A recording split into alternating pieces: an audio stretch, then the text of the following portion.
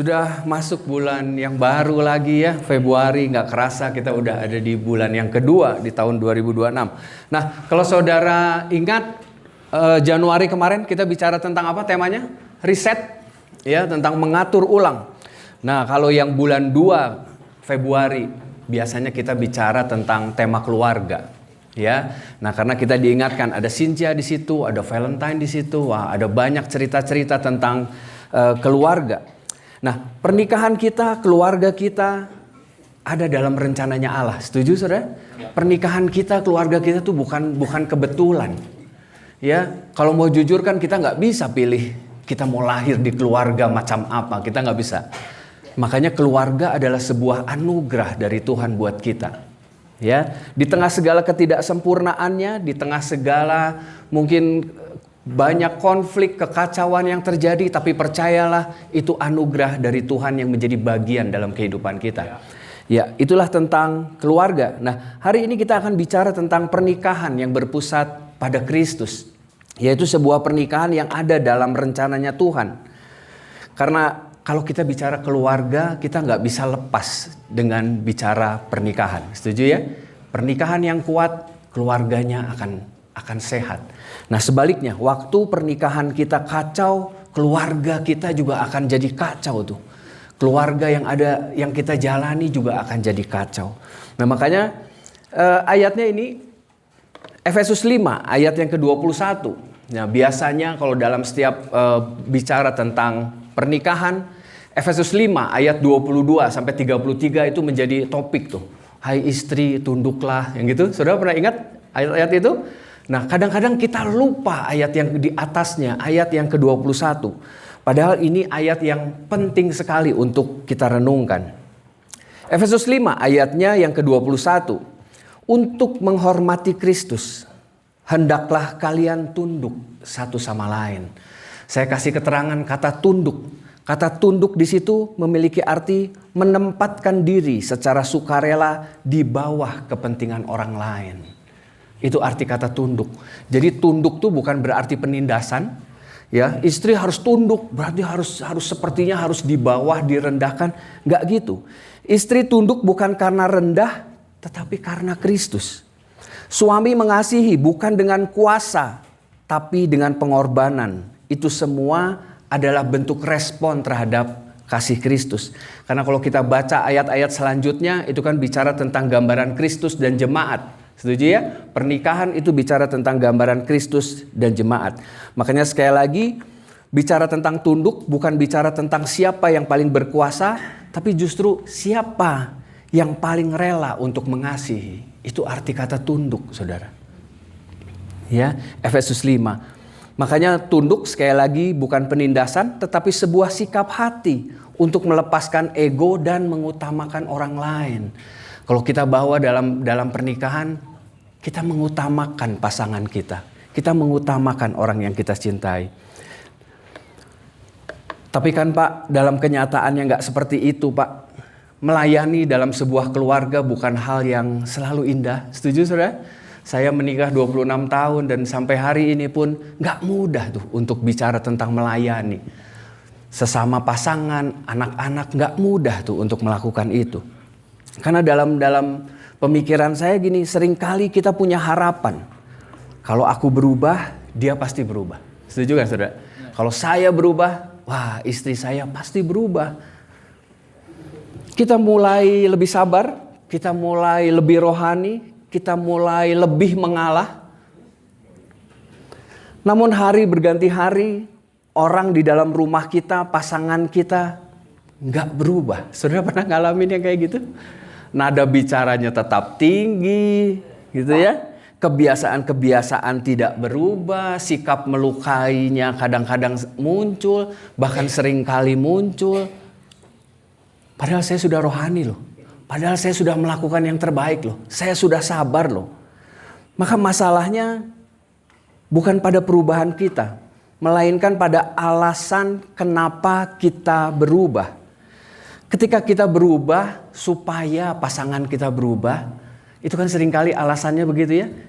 Kamu harus lebih baik, suami harus lebih sayang sama istri supaya istrinya nanti jadi baik. Sudah pernah dengar nasihat seperti itu? pada kenyataannya nggak berubah, saudara. Nggak berubah. Di situ kita mulai kecewa. Betul nggak sih? Kita mulai kecewa. Makanya saya ada konseling beberapa orang, suaminya tuh senang selingkuh, saudara. Senang selingkuh. Ketahuan, minta ampun, jalan lagi, selingkuh lagi. Gitu aja, hidupnya gitu aja. Sampai si istrinya bilang, udahlah gue mau cerai kok, nggak tahan. Gue cerai, gue cerai. Saya bilang, loh, karena dia pikir gini, saya kan udah melakukan semuanya kok. Lu ngomong apa gue udah ikutin. Gue udah melayani, gue jadi baik, gue gak kasar, gue tetap sayang sama dia. Tapi dianya gak berubah kok. Gak mau gue, nyerah gue. Ada banyak orang yang berharap gini, waktu kita melakukan kebaikan, harapannya orang yang kita layani juga memberi respon yang baik. Waktu orang yang kita layani gak memberikan respon yang baik, kita kecewa dan kita mulai berhenti untuk mencintainya. Kekurangan pasangan menjadi alasan kita untuk berhenti mencintai dia. Padahal kalau kita lihat bahwa ayat Efesus 5 yang tadi dia bilang untuk menghormati Kristus. Jadi saya berharap gini loh, kita melakukan semua yang baik, kita melakukan apapun yang kita usahakan untuk keluarga kita, tujuannya bukan supaya pasangan kita berubah, bukan. Saya melakukannya untuk menghormati Kristus. Wow, itu sesuatu yang sekali lagi gak gampang. Tapi itulah kebenarannya. Itulah yang harus kita lakukan. Karena gini, dalam perjalanannya kita pasti kecewa. Kalau kita berbuat baik supaya pasangan kita jadi baik, pasti kecewa, saudara. Kita pasti lemes di dalam perjalanannya. Kolose 3 ayat 23 dan 24. Ini juga kalau saudara baca ke atasnya, ini semua bicara tentang keluarga. Ayat 23 dan 24, apapun juga yang kamu perbuat, perbuatlah dengan segenap hatimu seperti untuk Tuhan dan bukan untuk manusia. Kamu tahu bahwa dari Tuhanlah kamu akan menerima bagian yang ditentukan bagimu sebagai upah. Kristus adalah Tuhan dan kamu hambanya. Lakukanlah semuanya seperti untuk Tuhan. Saya melayani suami saya yang tidak sempurna, tujuannya cuma satu, saya sedang melayani Tuhan. Saya mengasihi istri saya, tujuannya cuma satu, karena saya mengasihi Tuhan. Bukan supaya saya mendapat apa yang saya inginkan. Bukan supaya saya bisa mengatur semua yang saya pengen. Gak gitu konsepnya. Lakukanlah segala sesuatu seperti untuk Tuhan. Nah, semakin lama usia pernikahan harus diakui semakin jadi terbiasa. Setuju saudara? Saya menikah udah 26 tahun dan sepertinya tidak ada lagi yang ditutup-tutupi. Istri saya buang angin di mana saja dan gak ada merasa bersalah. Dan saya juga seperti itu. Dan gak ada sesuatu yang, wah kalau dulu kan pacaran malu-malu dan lain-lain. Sekarang udah gak ada tuh. Udah biasa banget. Apalagi saudara yang menikahnya sudah di atas 30 tahun. Saya rasa udah gak ada lagi sesuatu yang ditutup-tutupi. Kita jadi terbiasa. Hal yang dulu romantis terasa jadi biasa. Perhatian yang detail udah gak terjadi lagi. Mungkin ya udah aja karena terbiasa. Belum lagi ada banyak tekanan hidup. Ada banyak capek, kelelahan. Membuat akhirnya gini loh. Semuanya menjadi seperti ya rutinitas aja. Semuanya jadi biasa. Dan semua itu sepertinya menguras energi emosional kita. Jadi biasa. Di rumah gak ada greget-greget lagi. Hidup berdampingan sih. Tapi udah gak terlalu deket lagi. Ngobrol sih. Tapi udah cuman basa-basi aja. Hati-hati dengan itu. Nah seringkali yang terjadi kan gini. Akhirnya banyak menuntut. Waktu kita kecewa dengan pasangan, waktu kita merasa kita sudah lakukan semuanya untuk pasangan, tapi kita gak mendapat apa yang kita mau, kita mulai menuntut, kita mulai kecewa. Kok lu gak gini sih, kok lu gak gitu sih. Makanya biasanya ujung-ujungnya jadi konflik. Pernikahan gak bisa lepas dengan apa yang namanya konflik. Setuju saudara? Sehebat apapun saudara, rohani apapun saudara, saya yakin gak bisa lepas dari konflik. Makanya pertanyaannya gini, apakah konflik itu sedang memadamkan atau sedang mendewasakan cinta? Wah, ini Pastor Andi yang nulisin kata-kata ini. Dia romantis banget deh dia. Nah, tapi gini loh, Apakah konflik yang sedang kita jalani atau yang kita alami dalam pernikahan, pertanyaannya satu, itu tuh sedang mendewasakan atau sedang memadamkan cinta ya? Apakah sedang membuat kita jadi malas ketemu pasangan kita atau sebaliknya? Pernikahan atau keluarga nggak bisa lepas dari apa yang namanya konflik. Kita berbeda pendapat, berbeda pemikiran, berbeda latar belakang. Kita berbeda satu sama lain. Dan itu yang membuat kita jadi konflik. Dan konflik yang tidak diselesaikan biasanya menumpuk. Setuju saudara? Biasanya akan jadi menumpuk. Udahlah. Udahlah itu nggak cuma sekedar udahlah. Pasti disimpan tuh. Pasti disimpan. Makanya kalau kita nggak bisa mengelolanya, makanya konflik itu, luka itu akan terus tertimbun dalam hati kita. Yang terjadi gini, kita jadi malas ketemu pasangan. Saya melayani usia senior, kebetulan dia punya beberapa rumah. Jadi suaminya di rumah yang satu, istrinya di rumah yang berbeda. Tapi setiap hari istrinya ngirimin makanan ke suaminya. Tapi rumahnya beda. Karena dia bilang, gua nggak mau sur, udah nggak mau sur. Pusing gue sama si tante, gue pusing. Tapi tantenya tuh baik, dia ngirimin makanan gitu. Tapi ini loh, ada jarak emosional. Ketika konflik tidak diselesaikan, akan ada jarak emosional. Kita udah gak mau deket-deket lagi. Maka pertanyaannya gini loh, bukannya kita, apakah saya akan konflik lagi gak ya? Pasti konflik. Tapi pertanyaannya gini, gimana sih kita cara berkonflik yang baik? Ya. Ini yang perlu direnungkan, Yakobus 4 ayat 1 dan 2. Dari manakah datangnya sengketa dan pertengkaran di antara kamu? Bukankah datangnya dari hawa nafsumu yang saling berjuang di dalam tubuhmu? Dan kamu menginginkan sesuatu, tetapi kamu tidak memperolehnya, lalu kamu membunuh. Kamu iri hati, tetapi kamu tidak mencapai tujuanmu. Lalu kamu bertengkar dan kamu berkelahi. Kamu tidak memperoleh apa-apa karena kamu tidak berdoa. Hawa nafsumu, tubuhmu, firman Tuhan ini tidak sedang menyalahkan orang lain, saudara. Firman Tuhan ini bilang tubuhmu, hawa nafsumu. Artinya gini loh, problemnya itu jangan-jangan ada di kita, saudara. Ada di hati kita. Ada di dalam hati kita sendiri. Dan kalau kita telusuri setiap konflik, biasanya kita sedang ribut, kita sedang mempertahankan ego kita. Setuju gak saudara? Konflik selalu bicara tentang ego yang ada di dalam kita. Kita merasa direndahkan, kita merasa nggak dianggap, nggak didengar. Itu yang membuat kita jadi marah. Kita nggak bisa kontrol dan kita marah. Istri kok nggak nurut-nurut ya, anak kok nggak nurut ya, suami gua kok nggak berubah ya. Semua bicara tentang harapan. Harapan yang nggak tercapai, yang membuat kita jadi marah pada akhirnya.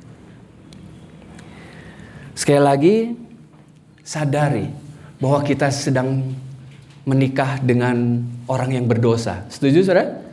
Pasangan kita tidak sempurna lah. Saudara juga gak sempurna. Kita juga gak sempurna. Makanya berhenti menuntut mereka menjadi orang yang sempurna. Kita kan seringkali punya harapan-harapan yang tidak realistis. Betul gak saudara? Ya kalau kita milih mantu aja kan kita suka tidak realistis ya.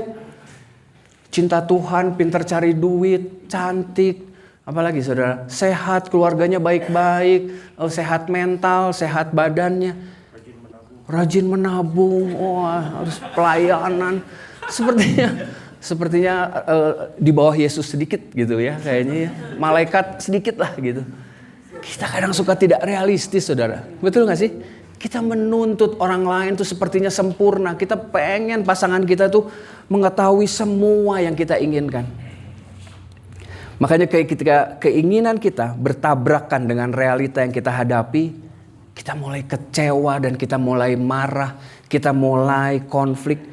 Dan konflik sekali lagi yang tidak terkendali biasanya merusak banyak hubungan. Setuju saudara? Hubungan-hubungan tuh jadi rusak. Makanya ini yang perlu sama-sama kita belajar. Konflik yang merusak relasi. Yang pertama gini loh, kritik yang menyerang pribadi, bukan pada masalahnya. Sadarkah saudara bahwa seringkali gini loh, masalahnya mah apa, tapi kita ributnya nanti kemana-mana. Saya punya teman ribut saudara sama istrinya, dia datang sama saya. Dia bilang gini, lu kenapa ribut? Gue cuman lupa katanya, istri gue nitip beliin nasi Padang, dia bilang. Lu kalau pulang nitip ya beli nasi Padang. Oh ya siap. Dia bilang istrinya, gua maunya rendang. Oke. Begitu mau pulang sampai di nasi Padang, dia lupa mesennya rendang atau ayam. Rendang apa ayam? Ayam welah. Beli ayam. Ayam bawa pulang. Begitu dibuka sama istrinya marah-marah, kan gua minta rendang, lu kasih ayam. Padahal kan cuma lupa gitu. Tapi istrinya bisa bilang gini, lu mah gak sayang sama gua. Lu mah memang gak peduli sama keluarga. Lu mah emang cowok gak bener lu. Saudara bisa lihat, cuman gara-gara rendang dan ayam, tapi bisa jadi kayak kemana-mana nih. Bisa jadi ngomong gak sayang, gak peduli, apa urusannya. Kita cuman lupa. Laki-laki kan memang suka lupa, saudara. Lupa. Kritik yang menyerang pribadi bukan pada masalahnya. Akibatnya gini, pasangan merasa diserang. Dan yang membuat gini, enggak lah, liar lah. Emosinya naik dan komunikasinya berhenti. Nah yang kedua itu tentang merendahkan dan menghina. Seringkali waktu kita konflik, nada kita itu sedang meremehkan pasangan kita. Saudara pernah lakukan itu? Atau saudara pernah mendengar itu? Lu cowok gak bisa apa-apa. Lu gak berguna. Kata-katanya menghina, merendahkan. Padahal konfliknya cuma sekedar konflik, tapi kata-kata yang keluar itu kata-kata yang merendahkan dan kata-kata yang menghina. Efesus 4 ayat yang ke-29. Janganlah ada perkataan kotor keluar dari mulutmu, tetapi pakailah perkataan yang baik untuk membangun di mana perlu, supaya mereka yang mendengarnya beroleh kasih karunia. Setuju saudara? Perhatikan perkataan yang keluar dari mulut saudara. Kata-kata yang menghina, yang merendahkan itu sangat menjatuhkan orang yang mendengarnya. Sangat menjatuhkan pasangan kita. Kata-kata yang menghina dan yang merendahkan. Ini yang ketiga, selalu membela diri. Menolak untuk bertobat. Pokoknya mah diomongin apa mah, gak ada, lu juga gitu. Saudara saya pernah ketemu pasangan yang berantem sendiri. Jadi di ruang konseling tapi mereka ribut sendiri. Suaminya ngomong gini, istrinya jawab lagi, ada lu juga gitu. Tapi kan lu gitu, lu juga gitu. Selalu membela diri dan menolak untuk bertobat. Capek ini saudara. Sangat-sangat melelahkan. Kadang kan selalu pengen terlihat benar. Lu juga gini. Kan lu salah, lu juga salah. Capek saudara. Makanya Amsal 28 ayat 13. Siapa menyembunyikan pelanggaran tidak akan beruntung. Tetapi siapa yang mengakuinya dan meninggalkannya akan disayangi. Ngaku aja kalau salah. Setuju saudara? Ngaku aja. Udah gak apa-apa. Ngaku aja. Dan yang keempat itu menarik diri. Memutus hubungan. Biasanya orang itu senangnya menghindar. Saudara pernah ketemu atau saudara tipe itu? Kalau ada konflik menghindar, gak mau bicara, mengurung diri. Kayak teman saya tadi, dia pisah rumah aja sama istrinya. Udah gak usah hubungin gua lagi. Menarik diri. Ada juga yang bilang gini, udahlah lebih baik diam daripada ribut. Saudara pernah dengar nasihat itu? Udahlah lebih baik diam aja daripada ribut, malas. Saya cuma mau bilang ketika kita diam, sebetulnya itu tidak sedang menyelesaikan apa-apa saudara. Diam tanpa pemulihan itu seperti bom waktu yang bisa meledak kapanpun. Setuju gak saudara? Diam, yang penting gak ribut. Udah diam, yang penting gak ribut. Lama-lama meledak saudara. Makanya cara ini menarik diri dan memutus hubungan itu bukan cara yang baik untuk menyelesaikan konflik.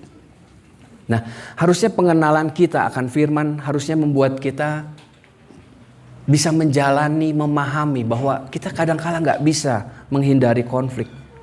Tapi gini loh, sadari saat kita melakukan keempat hal tadi, itu kita sedang merusak relasi-relasi, kita sedang merusak hubungan.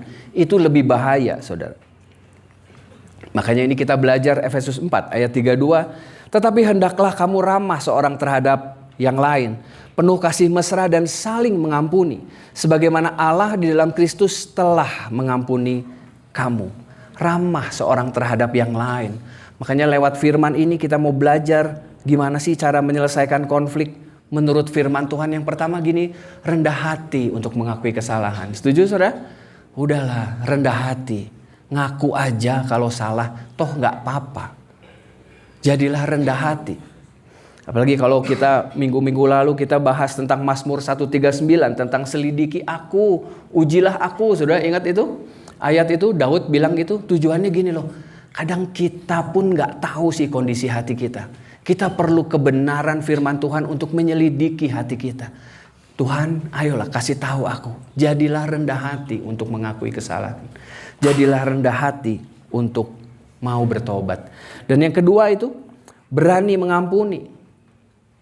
Jangan keras-kerasan saudara. Kalau pasangan saudara udah minta maaf, udahlah cepet maafin. Berani untuk melepaskan pengampunan. Pengampunan bukan berarti melupakan luka, tetapi memilih untuk tidak membalas. Kadang kan kita pengennya ngebales ya. Kadang kan kita, lu ya sakit tahu lu ngomong gitu. Kita pengennya ngebales. Tapi saya berharap kita ambil keputusan berani untuk mengampuni. Dan yang ketiga itu mengutamakan pemulihan, bukan ego. Konflik gak bisa dihindari. Ayo berkonfliklah dengan sehat, dengan kasih, fokus pada masalahnya. Tujuannya cuma satu. Mencapai apa yang namanya pemulihan. Bukan sedang membesarkan ego. Kadang ada banyak orang yang senangnya debat. Senangnya kelihatan pinter, kelihatan hebat. Dia bisa memenangkan semua argumen. Dia bisa memenangkan semua perdebatan. Senang, happy. Tapi saya mau bilang, waktu kita memenangkan semua perdebatan, semua argumen kita terlihat hebat. Tapi sekaligus kita sedang menghancurkan relasi. Kita sedang menghancurkan hubungan. Istri kita jadi sedih. Terus buat apa kita merasa hebat? Kita merasa hebat, kita pinter. Ya, tapi istri kita gak happy tuh. Suami kita gak happy tuh dengan apa yang kita lakukan. Makanya perlu disadari lewat konflik, Tuhan sedang memproses kita. Sadari itu, sedang melatih kesabaran. Sedang mematahkan kesombongan dan ego yang di dalam hati kita. Betul gak sih saudara? Ya, konflik itu sebetulnya menyadarkan kita tentang kesombongan-kesombongan yang ada pada kita. Dan yang terpenting ini, konflik itu menumbuhkan kasih tidak bersyarat. Sadar bahwa pasangan kita tidak sempurna. Sadar bahwa pasangan saya orang berdosa dan saya juga orang berdosa. Mengasihi tanpa syarat. Pernikahan adalah menjadi alatnya Tuhan untuk membentuk karakter kita. Setuju gak saudara? Pasangan yang ada di rumah saudara itu adalah alat yang paling Tuhan pakai untuk membentuk karakter kita. Gary Thomas ada dia bilang gini. Bagaimana jika Tuhan merancang pernikahan bukan terutama untuk membuat kita bahagia, tapi untuk membuat kita serupa seperti Kristus. Wow. Ada banyak orang tujuan menikah supaya bahagia Pak, supaya saya bahagia, supaya saya nyaman, ada yang ngurus, ada yang nemenin. Bagaimana kalau rencana Tuhan adalah membuat kita menjadi serupa seperti Kristus lewat pernikahan? Pasangan kita yang ada di rumah itu menjadi alatnya Tuhan untuk memproses kita. Kalau tujuan kita hanya nyaman, maka gini loh, konflik seringkali dianggap musuh, perbedaan dianggap sebagai ancaman. Padahal seringkali kan gini, konflik itu seringkali Tuhan pakai untuk membentuk karakter kita. Perbedaan seringkali Tuhan pakai untuk menyempurnakan karakter kita. Roma 8 ayat 29. Sebab semua orang yang dipilihnya dari semula, mereka juga ditentukannya dari semula untuk menjadi serupa dengan gambar anaknya. Supaya ia, anaknya itu menjadi yang sulung di antara banyak saudara. Kita dipanggil memang untuk menjadi serupa seperti Kristus. Dan pasangan saudara adalah alatnya Tuhan untuk membentuk karakter kita. Setuju saudara? Ya, mereka alat yang paling ampuh. Alat yang akan selalu menemani sepanjang umur kehidupan kita. Dia ada di sebelah kita dan wow, itu menjadi alatnya Tuhan. Salah satu alat Tuhan yang paling efektif untuk memproses kita adalah pasangan kita. Orang yang tinggal satu rumah dengan kita. Seringkali kita kesel diproses sama pasangan. Setuju saudara? Seringkali kita, aduh istri gua, aduh suami gua. Tapi saya kemarin ngobrol sama Tante Binhua, dia bilang, bagus banget saya dapat kesempatan ngobrol dan pelayanan bareng sama Tante Binhua dan tante-tante yang lain. Kemarin dia bilang gini, Sur, hidup kalau pasangan udah nggak ada, itu hampa, dia bilang. Hampa, nggak tahu mau ngapain. Sedih ya. Tapi itulah yang terjadi. Seringkali kita nggak nyadar. Seringkali kita merasa bahwa kayaknya gue hidup sendiri lebih enak nih kayaknya. Tapi ada banyak tante-tante yang hidupnya sendiri dan dia bilang, aduh hampa hidup tuh. Nggak ada suami itu. Saya tahu suaminya mungkin nggak sempurna. Tapi tantenya bilang saat ini yang dia ingat cuman yang baik-baiknya. Gitu ya tante ya. Yang jelek-jeleknya lupa semua katanya. Padahal kalau semasa hidup yang kita ingat yang jelek-jelek sudah. Tapi kalau waktu udah nggak ada, yang diingat malah yang baik-baik. Kita seringkali nggak suka diproses sama pasangan. Kita seringkali nggak suka waktu Tuhan pakai pasangan kita untuk memproses karakter kita. Kita nggak suka. Makanya sikap kita di rumah adalah hasil dari hubungan kita dengan Tuhan. Setuju saudara? Bagaimana kehidupan saudara itu sangat bergantung dengan hubungan saudara dengan Tuhan. Karena kesatuan dengan pasanganmu sebenarnya adalah pelayananmu yang utama. Jangan sampai gini loh, kita jago di luar, jago di gereja. Tapi di rumah kita gak jadi berkat. Tapi di rumah kita gak diinginkan. Sedih saudara. Kita sibuk di luar jadi berkat, tapi di rumah kita gak jadi apa-apa. Kesatuan dengan pasanganmu sebenarnya adalah pelayananmu yang utama. Bahkan ada Tim Keller ada bilang gini, rumah adalah mimbar Injil yang sesungguhnya. Setuju gak saudara? Rumah seharusnya menjadi tempat kita mempraktekkan kebenaran firman Tuhan. Saat kita saling mengampuni, maka Injil sedang diberitakan. Saat kita hidup dengan setia dalam pernikahan, maka Injil sedang dinyatakan di rumah kita. Rumah adalah mimbar Injil yang sesungguhnya. Maka pertanyaannya gini, anak-anak yang ada dalam rumah kita sedang membaca Injil versi apa sih lewat hidup kita? Betul saudara? Apakah mereka melihat Injil yang betul-betul membawa sukacita, membawa damai di rumah? Atau Injil versi apa sih yang sedang diberitakan di dalam rumah kita? Saya berharap kita bisa merenungkan tentang pernikahan kita. Setuju saudara? Minggu ini kita bicara tentang pernikahan yang berpusat kepada Kristus. Ini perenungannya, istri tunduk bukan karena rendah tapi karena Kristus. Suami mengasihi bukan dengan kuasa tapi dengan pengorbanan. Dan itu semua karena respon kita kepada kasih Kristus. Kesadaran bahwa saya adalah orang berdosa yang dikasihi sama Tuhan, itu yang memampukan kita mengasihi pasangan kita. Tanpa pengertian ini susah saudara. Kita akan merasa benar sendiri, kita akan merasa bahwa saya hebat sendiri. Enggak. Kita hanya orang-orang berdosa yang dikasih kesempatan sama Tuhan. Makanya kita berubah bukan supaya orang lain juga berubah. Tapi saya berubah, saya berbuat baik, saya melayani di rumah karena saya menghormati Kristus. Bukan supaya pasangan kita berubah. Tapi karena saya sedang menghormati Kristus. Nah ini selanjutnya konflik. Bukan hanya masalah bicara kasar. Tapi masalah siapa yang kita sembah di dalam hati kita. Ada ego, ada keinginan yang menguasai, ada harapan-harapan yang tidak realistis. Itu semua yang membuat pada akhirnya gini loh. Kita jadi kasar, kita jadi terus berada dalam konflik. Karena kita sedang menyembah ego kita. Kita sedang sibuk dengan apa yang kita pengen. Pernikahan adalah tempat Allah memurnikan karakter. Setuju saudara?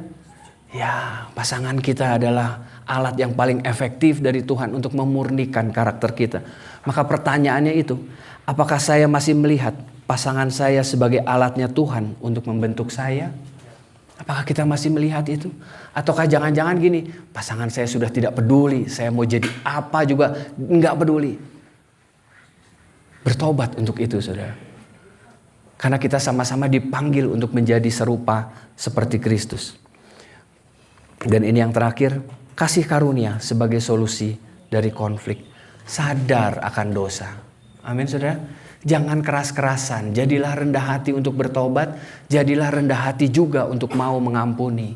Tujuannya cuma satu, kita sadar bahwa kita orang berdosa yang diampuni sama Tuhan, dikasih kesempatan sama Tuhan. Dan kalau hari ini ada dari saudara mungkin yang sepertinya kok konflik gak beres-beres ya Pak, di dalam rumah gak selesai-selesai. Saya cuma mau bilang, konflik bukan akhir dari cerita. Amin saudara. Di dalam Kristus konflik bisa menjadi pintu pemulihan. Dan pemulihan bisa membuka jalan menuju keintiman yang baru. Jangan menghindari konflik. Ada kalanya konflik perlu supaya gini loh. Supaya kita bisa memahami orang-orang. Masalahnya kenapa konflik kita gak suka? Karena kita bawa ego. Kita pengen kita yang diakui. Kita pengen kita yang paling benar. Kita pengen yang paling didengar. Biasanya itu yang membuat konflik jadi gak beres-beres.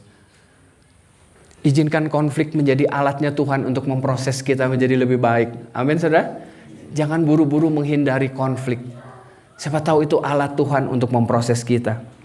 Ya, kenapa sih kita perlu belajar tentang konflik di dalam pernikahan, di dalam keluarga kita? Tujuannya gini loh, supaya kita bisa kembali sadar bahwa keluarga kita itu menjadi rekan misinya Allah. Setuju saudara? Kalau di dalam keluarganya penuh dengan konflik yang gak beres-beres, boro-boro kita bisa mikirin apa sih misinya Allah buat saya, buat keluarga. Kita akan fokus sama keluarga kita. Tapi harapannya gini, waktu kita tahu kita mau beresin konflik-konflik itu, kita tahu bahwa konflik itu akan memproses kita, membuat kita menjadi lebih dewasa, kita jadi sadar. Ayo selesaikan, bereskan konflik, supaya kita bisa mengalami pemulihan lagi yang dari Tuhan. Amin saudara. Saya berharap kita bisa belajar tentang konflik. Dan saya juga berdoa biar supaya konflik-konfliknya cepat selesai. Jadilah rendah hati. Untuk mau mengakui salah. Untuk mau melepaskan pengampunan. Tujuannya cuma satu. Kita mau keluarga kita dipulihkan. Amin. Tuhan Yesus memberkati.